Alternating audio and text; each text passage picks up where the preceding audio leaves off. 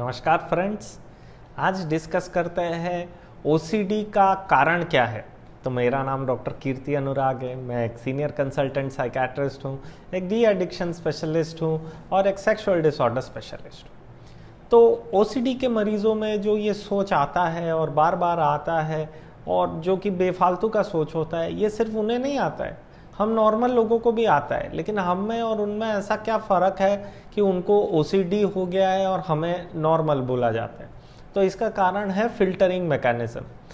हम सबके मस्तिष्क में एक फिल्टरिंग मैकेनिज्म रहता है जो कि ये बेफालतू का सोच, बेकार का सोच या फिर अश्लील या अपशब्द जो दिमाग में आता है उसको फिल्टर आउट कर देता है, जिससे कि आपको ये सोच आने के बाद और दिमाग में आता नहीं है। इसके लिए आपको सोच विचार नहीं करना पड़ता है, ये खुद ब खुद आपका मस्तिष्क कर लेता है।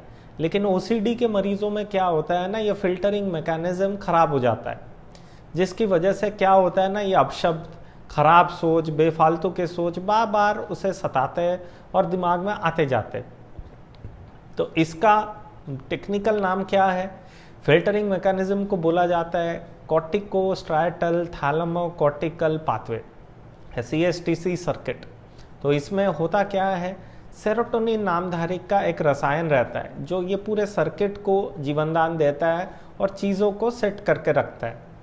लेकिन जब ये रसायन का लेवल ऊपर नीचे रहता है तब क्या होता है, ये फिल्टरिंग मैकेनिज्म काम नहीं कर पाता है, जिसकी वजह से ओसीडी होता है। अब जब ओसीडी होता है, इसके साथ साथ और क्या कारण होता है? कारण ये होता है कभी कभी ये फिल्टरिंग मैकेनिज्म को खून का संचालन मस्तिष्क में सही से नहीं होता। जब खून का संचालन नहीं होता है सही से, तब भी ऐसी परेशानी का सामना करना पड़ता है लोगों को। इसको छोड़ के और क्या प्रॉब्लम होता है? प्रॉब्लम में ये होता है कि ये जेनेटिक भी होता है। अगर मम्मी पापा में से किसी को है तो बच्चे को भी होने की संभावना ज़्यादा रहती है। कभी कभार स्ट्रेस की वजह से, जैसे पढ़ाई का स्ट्रेस या फिर ब्रेकअप का स्ट्रेस या फिर डिप्रेशन में या फिर फाइनेंशियल लॉस या फिर किसी के गुजर जाने में ये ओसीडी के लक्षण बढ़ जाता है, क्योंकि सेरोटोनिन का लेवल उनमें भी घट जाता है वो डिजीज़ में, जिसकी वजह से ओसीडी का प्रॉब्लम भी बढ़ जाता है। अब सर पे चोट लगने की वजह से भी ऐसा परेशानी हो सकता है। तो अगर आपको ये सारे चीज़ों की वजह से ओसीडी हो रहा है, आपको ध्यान में रखना है कि ओसीडी अनकॉमन नहीं है। पूरे दुनिया में 3% लोगों को ओसीडी है। अगर हम आपके आसपास से 100 लोग उठाते हैं, उनमें से 3 लोगों को ओसीडी है, तो इतना कॉमन है ये बीमारी। तो अगर आप ये प्रॉब्लम से जूझ रहे हो तो प्लीज़ एक मनोचिकित्सक के पास जाइए, सही परामर्श लीजिए ताकि ये प्रॉब्लम से आप छुटकारा पा सकें।